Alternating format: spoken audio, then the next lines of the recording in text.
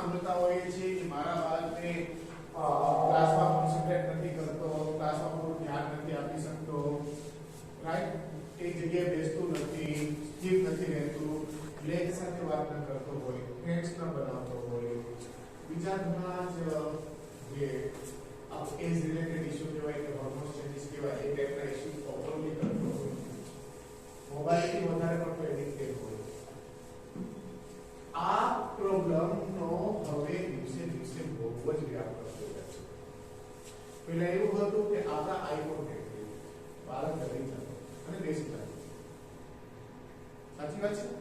જે ફેઝ આપણે જોયો હતો, હવે મેડમ આવ્યા અથવા તમે પનિશ કરો છો કે તને બહાર મોકલી દેવામાં આવશે, ક્લાસમાં બેસવા નહીં દેવામાં આવે, તો એ સંભાવ એ વસ્તુને રિવોર્ડ સમજે છે, મજા આવે છે, એટલે તમે ક્લાસમાં ઉભો કરો છો એટલે એચિવમેન્ટ લાગે છે. સો સમટાઈમ્સ ડે બાય ડે હવે આપણને આપણા સ્કૂલમાં બહુ જ મોટી સંખ્યામાં બાળકોને આફ્ટર કોવિડ, કારણ કે કોવિડ પછી જેવું બાળક તમારી પાસે આવશે ને એનું કોન્સન્ટ્રેશન સ્પાન બહુ ઓછું થઈ જવાનું છે. અથવા હોસ્ટેલમાં આવ્યો તો ટોટલ રિસ્પોન્સિબિલિટી હોસ્ટેલની.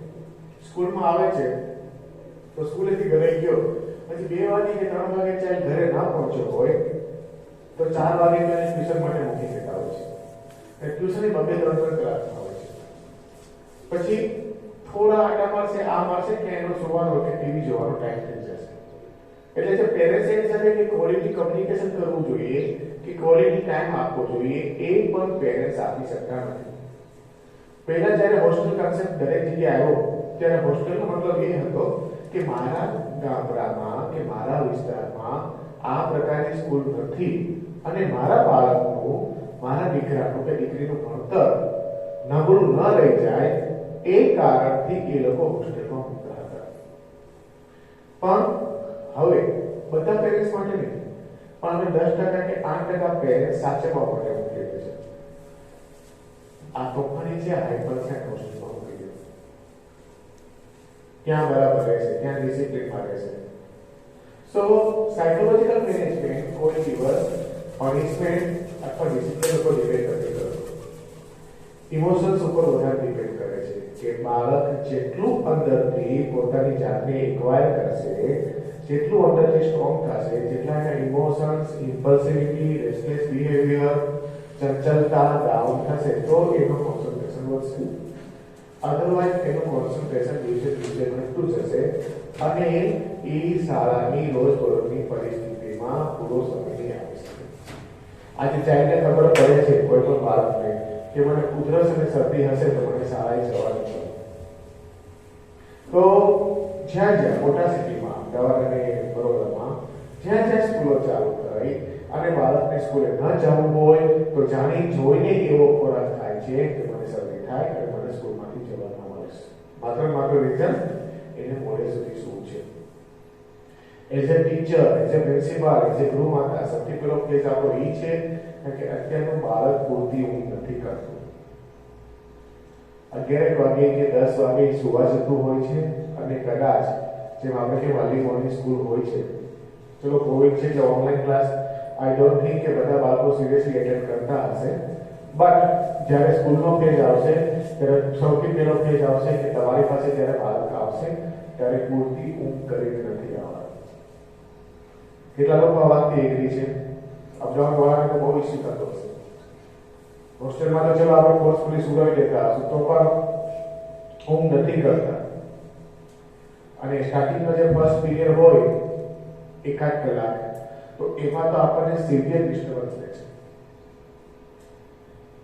અને એમાં પેલો પ્રોબ્લેમ આવે છે કે 2 વર્ષના લીધે જે સ્કૂલ બંધ રહી છે તો એની ઓબ્વિયસલી વહેલા ઉઠવાની ટેવ ચાલી ગઈ હશે. જે 6 o'clock કે 7:30 સુધીમાં અહીંથી પહોંચવાની જે કરસી હતી એ આઈ થિંક ચાલી ગઈ હશે અને એ ટોટલી પછી એમાં ફોકસ નહીં કરે. સેકન્ડરી, જ્યારે તમારી પાસે બાળક આવશે ત્યારે એકદમથી મોબાઈલ એડિક્ટ થઈ જશે. એને ઈચ્છા પડી ત્યારે મોબાઈલ હાથમાં લીધો છે, ઈચ્છા પડી ત્યારે ગેમ રમ્યો છે. થર્ડ, ડાયટ ઉપર એનો કંટ્રોલ નહીં હોય અત્યારે. જ્યારે તમારી પાસે હવે આવશે સ્કૂલોમાં કે ડાયટ ઉપર કંટ્રોલ એટલે અત્યારે દાખલા તરીકે 8 વાગે એકવાર એની સ્કૂલ ચાલુ થઈ તો એનો ફર્સ્ટ બ્રેક અરાઉન્ડ 10:30 થશે. 10:30 સુધી એને કોઈ પ્રકારનો નાસ્તો કેવું નથી મળવાનો. પણ ઘરે શું કરે છે? દર અડધી કલાકે મમરા, ના, સેવ, મતલબ વોટેવર ચબી છે એનું ચાલુ જ રહેતું હોય છે. એટલે ફર્સ્ટ પેજ આવશે એની પૂરી ઊંઘ, second mobile addiction, third diet ઉપર કંટ્રોલ નહીં હોય, ફોર્થ ઓનલાઈન ક્લાસીસ. હું એમ નથી કહેતો કે આપણી સ્કૂલના બાળકોએ નથી કર્યા, પણ જ્યાં સુધી મને ખ્યાલ છે અને જ્યાં સુધી અમારી પાસે જે રિપોર્ટ આવેલા છે પેરેન્ટ્સના એસેસમેન્ટ માટે, બાળકો હાજરી પુરાવીને સુઈ જતા હોય છે. એમાં રાઈટ નો અને ઓબ્વિયસલી 8 કલાક તો આપણે ઓનલાઈન ક્લાસ લીધા નથી.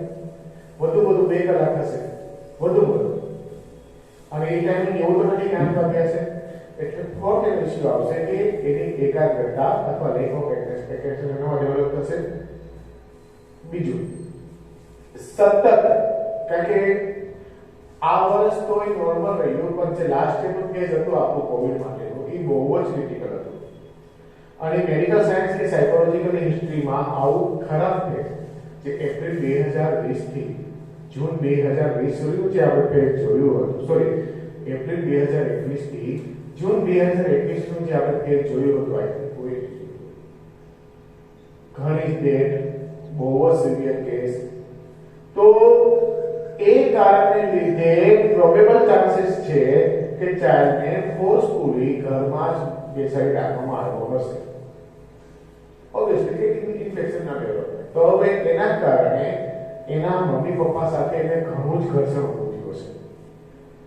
કારણ કે સતત સાથે રહેવાનું, તારે બહાર નથી જવાનું, તારે આમ નથી કરવાનું, એટલે ટોક હોમવર્કના બધા ટાસ્ક પૂરા કરવા, સ્ટડીના બધા ટાસ્ક પૂરા કરવા. તો ઓબ્વિયસલી ચાન્સીસ છે કે ટીવી થી એકદમ એડિક્ટેડ થઈ ગયો હશે. સાથે સાથે જ્યારે પણ આવી વસ્તુ આવે છે ત્યારે રોંગ વેબસાઇટમાંથી રોંગ વિડિયોઝ જોવા, આ જોવા, આવી મલ્ટીપલ વસ્તુ આ ફેઝમાંથી બાળક આવશે તમારી પાસે અને પછી એને મેનેજમેન્ટ કરવાનું છે. Next slide.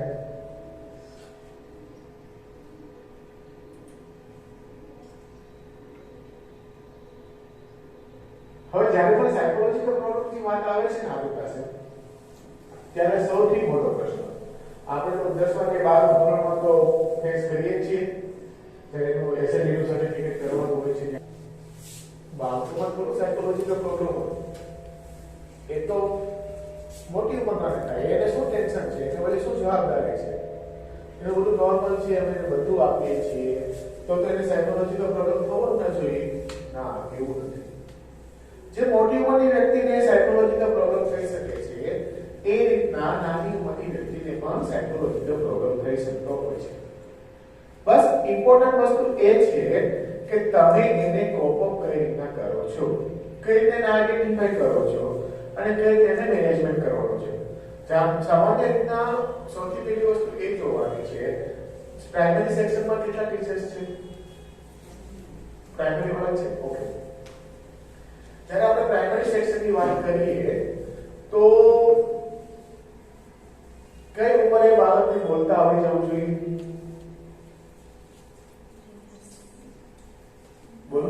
3 to 4 years. 3 to 4, okay. Toileting sense કઈ સુધીમાં આવી જવું જોઈએ? 3 years. ઓકે. કલર કન્સેપ્ટ, રંગની ઓળખ Till 5 years. ઓકે, સરસ. પછી આકારની ઓળખ, નંબર્સની ઓળખ 4 વર્ષ. શા માટે સ્કૂલે નથી ગયો પણ કેમ? તમારો જવાબ સાચો છે, હું નથી કહેતો ખોટો છે.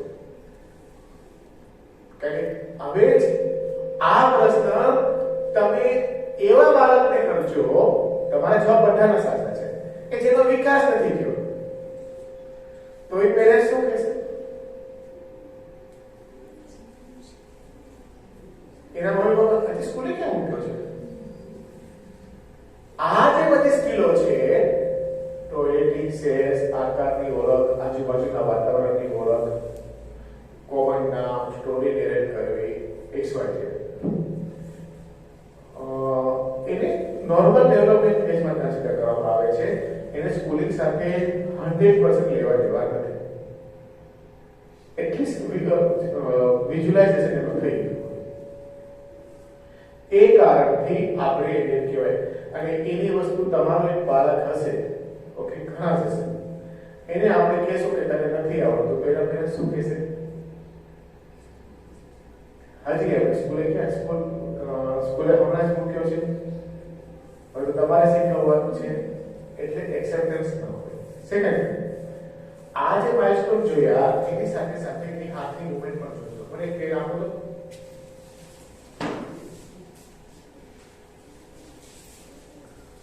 ઘણા લોકો પેન પકડી નથી શકતા, સાચી વાત છે? આ રીતના પેન પકડવી એને પિક્ચર ગ્રાફ્સ કહેવાય. ઘણા આમ પાલ્મરમાં પકડશે, બે હાથનો ઉપયોગ કરતા હશે, તો મલ્ટીપલ વસ્તુ હશે, તો એ પિક્ચર ગ્રાફ્સનો ઉપયોગ નથી કરી શકતા. તો તમારે એ જોવાનું છે કે એ પેન અથવા ક્રેયોન્સ અથવા સ્લેટ પેન કઈ રીતના પકડી શકે છે. આ એક એસેસમેન્ટનો પ્રકાર. આપણે એસેસમેન્ટની ક્વેશ્ચનરી હવે એવું લાગે ને કે એડમિશન ફોર્મમાં આપણે આવતા વર્ષથી એડ કરશું કે આ ઉંમરમાં આટલું જરૂરી છે અને તમારા બાળકની કઈ ઉંમરમાં એચિવમેન્ટ છે.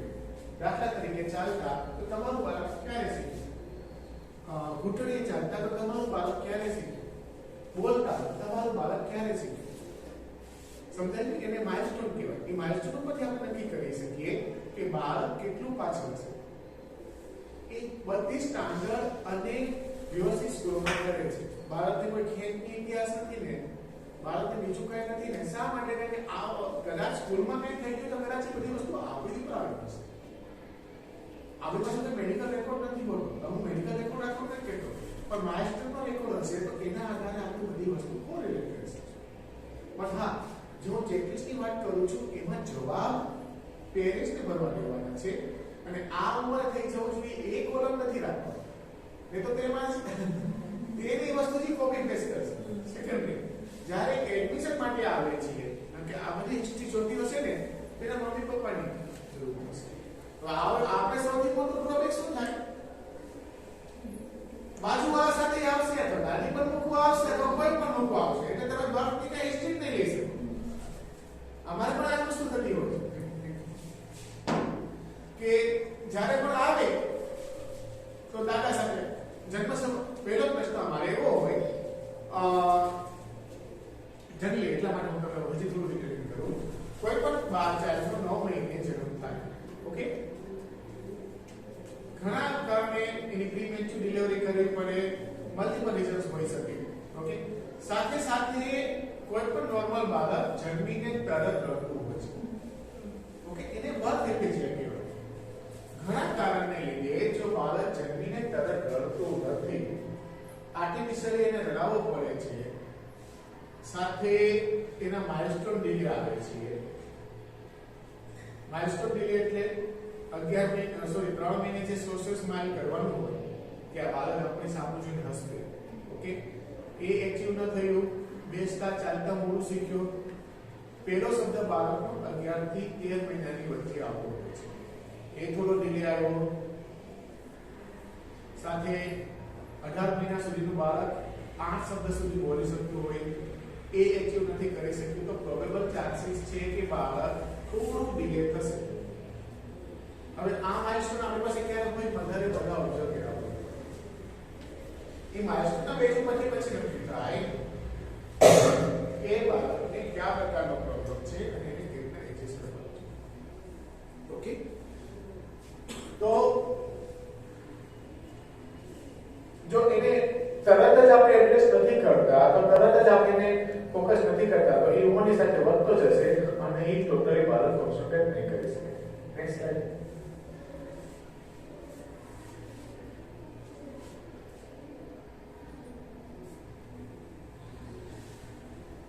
સૌથી પહેલું દાખલા તરીકે જ્યારે કોવિડના ફેઝ પછી આવશે બાળક, તો એ થોડું ડિપ્રેશનના ફેઝમાં હોઈ શકે.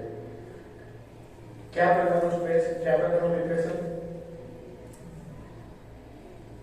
એને સ્કૂલના રૂટીન સાથે મિક્સ નથી થવું. કોઈની ડેલી વસ્તુ છે એમાં મિક્સ થવું એને નથી ગમતું, તો તો એના કારણે એ વધારે પડતું ડિપ્રેશન કરતા એવો શબ્દ આપણે વાપરી શકાય કે તરત જ વિડ્રોલ કરવાનું થશે. વિડ્રોલ એટલે હાઈપર થશે, રડવા મળશે, અંદરથી પોતે બીમાર જેવો અનુભવ કરશે અથવા એવી પરિસ્થિતિ ઊભી કરશે, પેટમાં દુખે છે કે તમે એના વાલીને બોલાવીને કહો કે તમારા છોકરાને ઘરે લઈ જાઓ. આઈ થિંક હોસ્ટેલ એડમિશનમાં પણ એવું થતું હશે કે વેકેશન પછી ઘણી દીકરીઓને આવું નથી હોતું. વેકેશનમાં અથવા એક રજામાં પછી આપણે મોકલીએ છીએ તો બહુ જ મોટો ઇસ્યુ થાય છે કે તરત એ લોકો આવવા તૈયાર નથી થતા અને લાસ્ટમાં પછી કેન્સલ કરી દેતા હોય છે. તો જ્યારે ઓલ ઓફ ધ સડન જ્યારે તમારી પાસે ચાઇલ્ડ આવશે ત્યારે તેમાં ઇમ્પલ્સિવિટી, રેસ્ટલેસ બિહેવિયર અને એ બધું હશે. Next slide.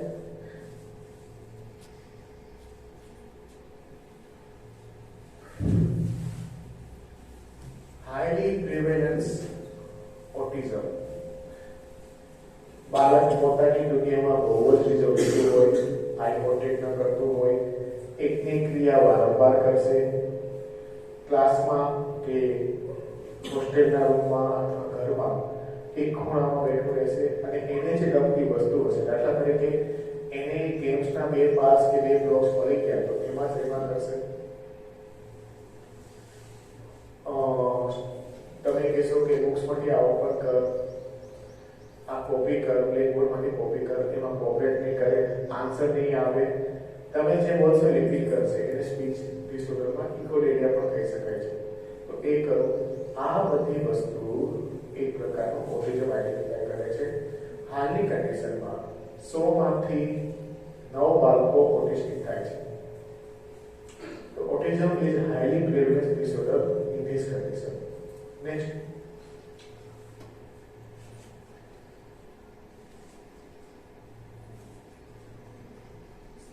એની સાથે છે કન્ડક્ટ ડિસઓર્ડર. કન્ડક્ટ ડિસઓર્ડરમાં જે એજ એપ્રોપ્રિએટ બિહેવિયર કરવાનું હોય એ બિહેવિયર બાળક કરતો નથી અને એ જાણી જોઈએ એની ઉંમર કરતા એટેન્શન ખેંચવા માટે, હાઈપર થવા માટે, ગુસ્સો કરવા માટે એ બિહેવિયર ડિસઓર્ડર કરે છે અને જે એને મેનેજમેન્ટમાં બહુ મોટો ઇશ્યુ આવે છે. નેક્સ્ટ.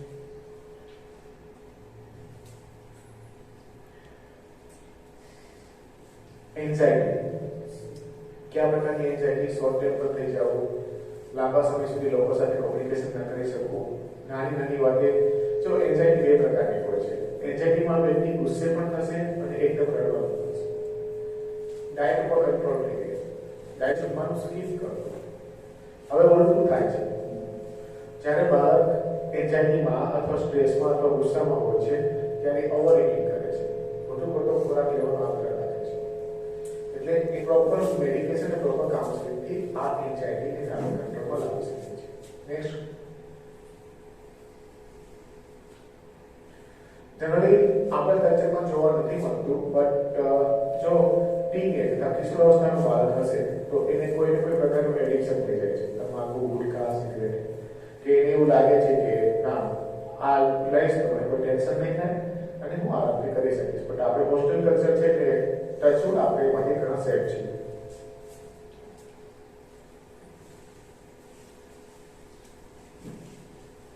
Eating disorder. બહાર જમીને તરત જ ઉલટી કરશે અથવા જમવાનું જેવું સામે આવશે ને એટલે વોમિટ થવું પડશે અથવા વોમિટિંગ જેવું ફીલ થવું, હાથ ફીલ થવું. કારણ કે આ બધા કન્ડિશન તમે જોયેલા છે ડે ટુ ડે લાઈફમાં. ઓકે. નેક્સ્ટ. ધ્યાનની ખામી.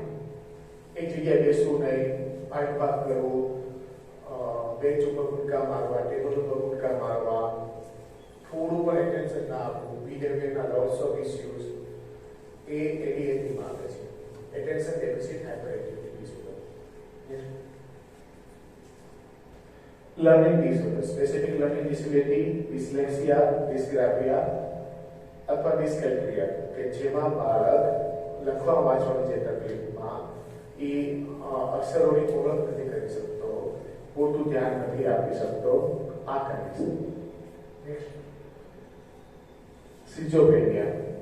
બાળકનું વર્તન એકદમ એબનોર્મલ થઈ જવું, એકદમ સાયકોસિસ બિહેવિયરમાં આવી જવું, કે બાળક ટોટલી અથવા બાળક અથવા કોઈ પણ કિશોર વસ્તુ બાળક ટોટલી કોન્સન્ટ્રેટ ના કરી શકતો હોય અથવા એની સાયકોલોજીકલ કન્ડિશન એકદમ નેટવર્કેટલી હોય.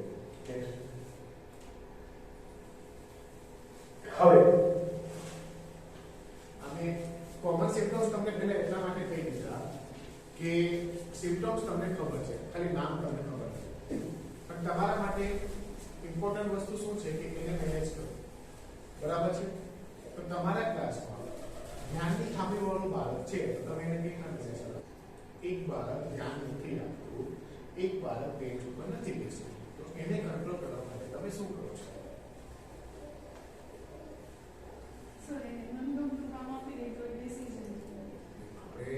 પીરિયડ્સ લેવાના છે, આપણે મનગમતું ક્લાસ નથી લેવાના, આપણે પ્લે હાઉસ નથી ચલાવવાના.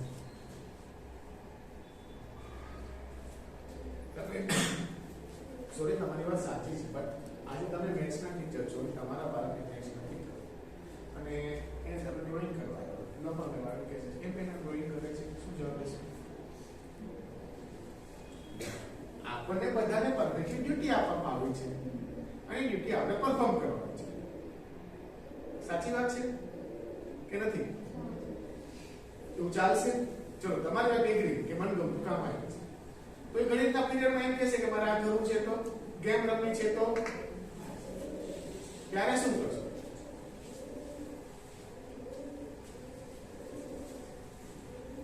બોલો.